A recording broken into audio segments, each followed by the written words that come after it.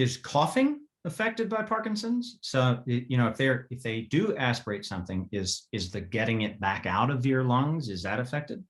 Definitely. Yeah, it can be.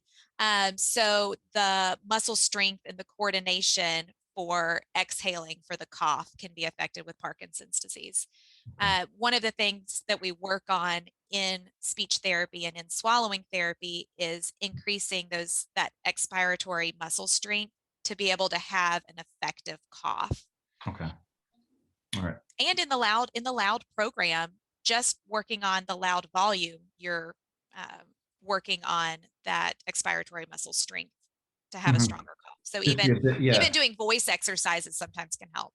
Well, yeah, the ability to build up pressure and when I played trumpet, when I played musical instruments, I could blow out a house fire. So I mean, the force of that, it makes a big difference. I can see that definitely.